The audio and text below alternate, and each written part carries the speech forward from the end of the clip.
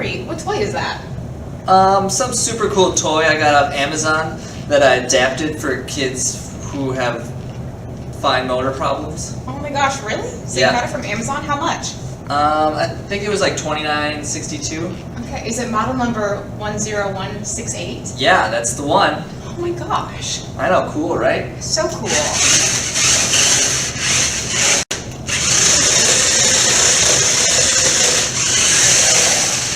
Can you show me how to adapt it? Yeah! So the materials you need to adapt this project are first the Kid Galaxy Morphinian's Killer Whale. So here we go. And then along with that is the remote control. So for the purposes of this, it's already taken apart, but this is what it would look like. And here is the battery pack and the antenna that went with it and fit inside. And also, you'll need 2 AA batteries to fill the battery pack. And then we also have these 2 joysticks that we ordered from China, and you can go online and look them up. They're from a place called Banggood, China. And then we also made a drilling template. So for the purpose of this project, it's already made. We'll show you how to make it later on, but using just a thick plastic works best, but you can also use paper. And the template is used on the toolbox. The toolbox that we have here is a 13-inch plastic toolbox from Menards, which is approximately $5. You want to choose one that has a flat top so that it is easy to set flat on the table. You also want to make sure there are no compartments inside, or that the compartments can be removed to save room for the wires that will go inside of the box. So then you will use your template to help drill the holes needed to measure where the joysticks will go. You will also need bolts. The size of the bolts are 10/24 by 1 inch. You will also need 5 different color wires. These are to help determine which ones go to the correct circuits. To cut the wire, you will need a wire cutter and a wire stripper. Additional materials needed for this project include a drill press, a step drill bit, regular drill bit, and a soldering iron. So now we're going to show you how to make a drill template. You can use a piece of plastic or you can do it with paper, but we're just going to show you with plastic today. We're going to be using what's called a step drill to drill the center of our piece of plastic so that it can go over the top of our joystick.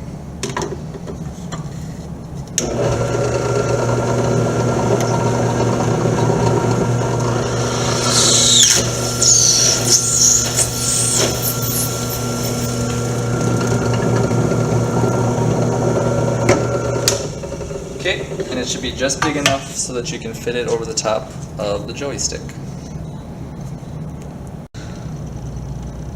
Alright, now that we have the center drilled out, we have to mark the corners or the perimeters so that we know where to drill the corners for it. So what we're going to do is we're going to mark each corner.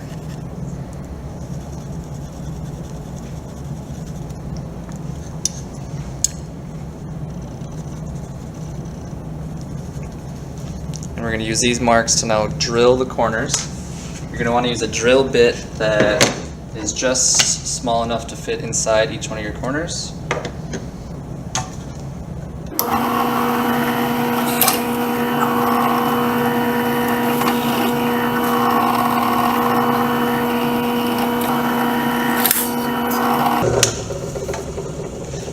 Alright, now we have our corners marked so that we can use this to put on our box and mark our drill holes.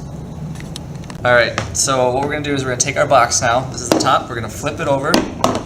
It's already pre-taped. We taped it so that we don't have to mark on the box itself. We can just use the tape and then take the tape off once we're done drilling. We're going to take our template, and what we're going to do is we're going to mark out where we're going to drill our holes. For the sake of centering it, we're going to measure the length of the box. It's 12 inches, so then if we cut that in half, 6, and cut that in half again, it'd be 3 inches from each side. So we mark 3 inches, 3 inches from this side. We center it this way. It's 5 inches this way, so 2.5. Same thing, mark it 2.5. Same thing on this side, because there's going to be 2 joysticks, mark 2.5. now we have our markings, so that's where our holes are going to go. Now we can put the center of our template in where that hole is that we're about to drill. Then we can, we gotta mark that. And then mark each one of the corners of where our joysticks are gonna go as well.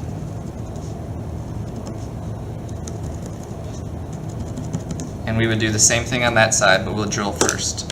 So now what we're gonna do is we're gonna drill our middle hole for where the middle template was.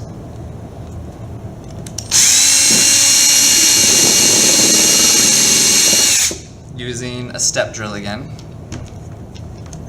because it has to fit the middle of the joystick. Now we need another drill bit to do the corners of where our screws are going to go.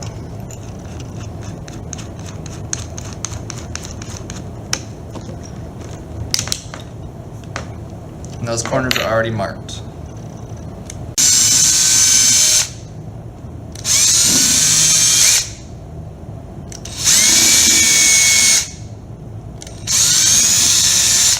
There. Now we have all the holes to put our joystick in for our screws in the middle of the joystick, and we do the same thing on this side.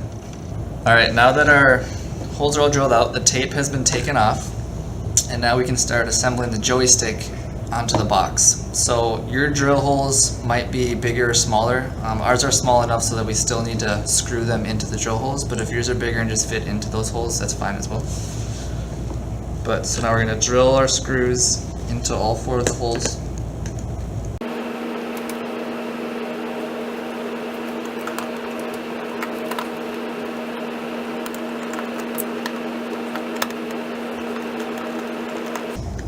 Last one.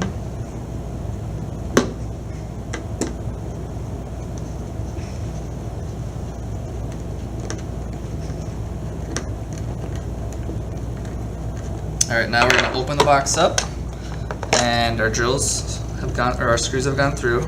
Now we can put our joystick into each one of those screws.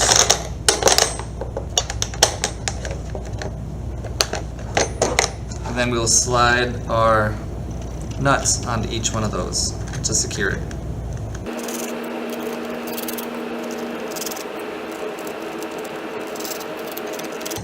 And then we'll tighten each one of these down. Now that our joysticks are securely screwed into our box, now all we have to do is put the joystick heads onto each one of our joysticks.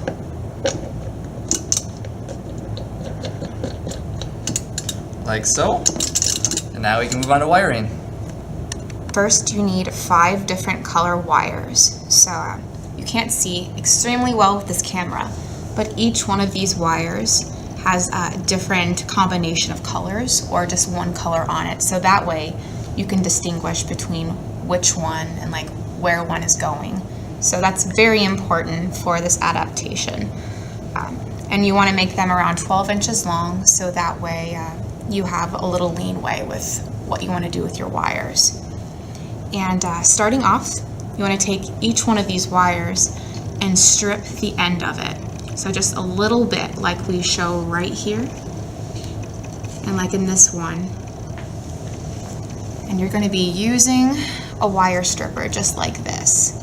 Just take it on the end of the wire and just pull the extra coating off of it. So once you open up your controller, you'll find your circuit board, which we've already removed, and a battery pack. This battery pack does not detach from the controller, so we have our own battery pack, and we are just going to reattach those to where they were before.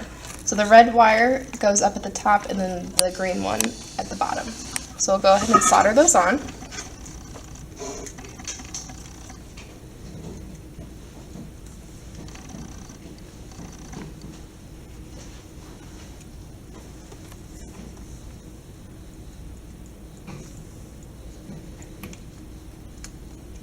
And there we have just put on the battery pack to the circuit board. When adapting your circuit board, there's 2 main things you have to know. You have to know where the common wire is, and you have to know which switches those go to, and they're both easy to find. The common wire is easy to find because if you follow the path where there's multiple connections along the board, as you can see there's 1, 2, 3 come across, 4 connections, that's going to be your common.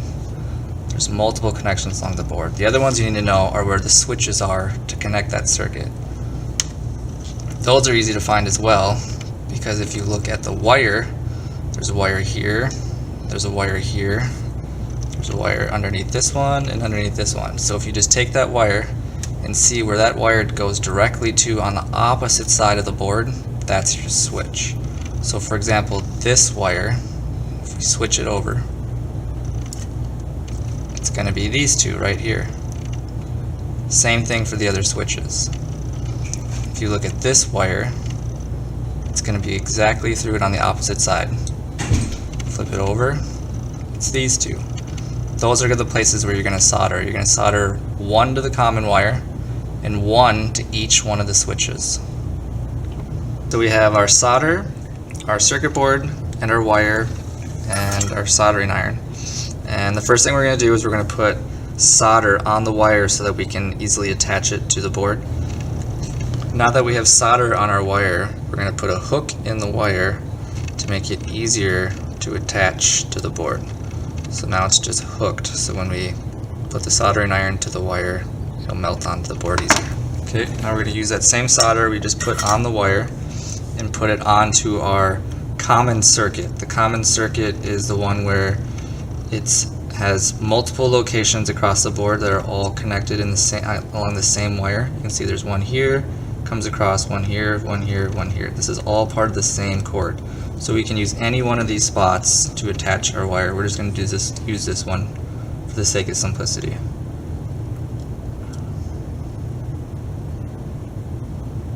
And there we go. Got our first wire. Okay, now that we've attached our common wire, we're going to start attaching our 4 switches. There's a switch right here. Either of these wires would work. Switch here, either of these wires here, and in the bottom corner. So the first thing we need to do is put some solder on our wire again.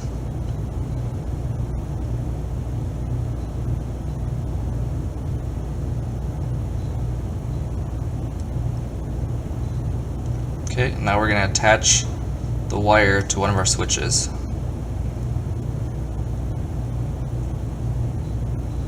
And there we go. And you would do the same thing for all 4 of the switches. One here, one here, one here, and one here.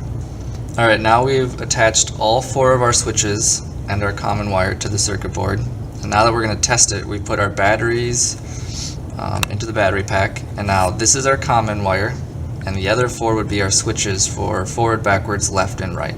So when you attach the common to any one of the switches, it completes the circuit as such.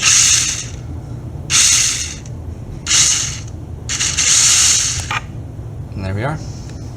Okay, now that you've attached the wires to your circuit board, we're going to have to determine which wires do which controls on the car. So if I attach my common to the other 4 wires, we can start to determine which ones do what for the car.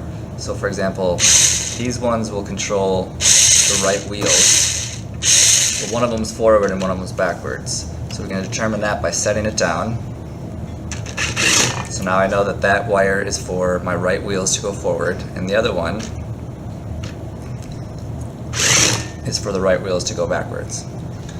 So now we have our common wire, and we're going to need to extend it to the different joysticks. Okay, so what we're going to do is we have a stripped end of the solder wire, and we have another just regular wire here. And what we're going to do is we're going to twist those 2 together so we can solder them together.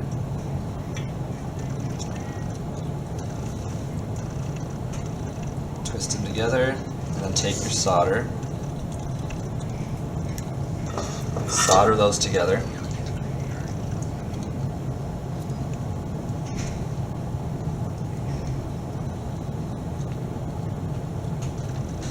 Alright, now that we've extended our common wire, we're going to start attaching our common wire to our different switches. So we're going to have a switch here, and then on the other joystick as well. So the first one we're going to do is our top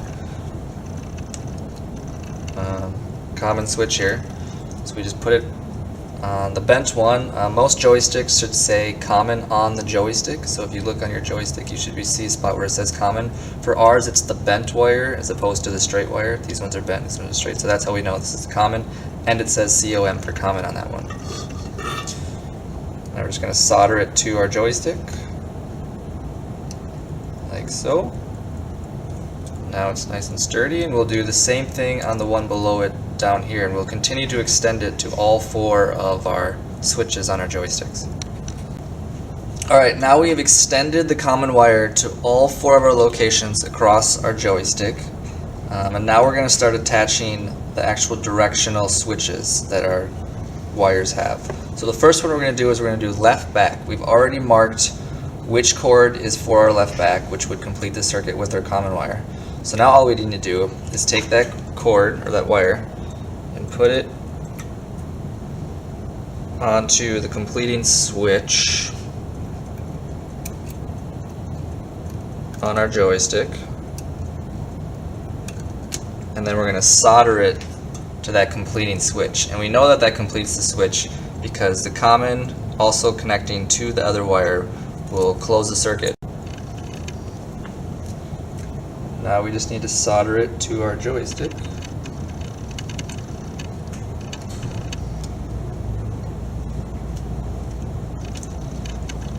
Now we'll do the same thing for the other 3. Once you have all of the wires soldered onto the joysticks, the next step is to take the battery pack and put Velcro on the bottom, and then as well as where you want it placed on the toolbox. So we wanted it right in the middle, and so we just placed it there. After you've done that, you can secure it. That way it's not moving with whatever you do. So the next thing, you want to take this zip tie, and once this antenna is in a proper place and the circuit board is resting gently, I'm going to take the wires, group them up, and zip tie them together so they don't move.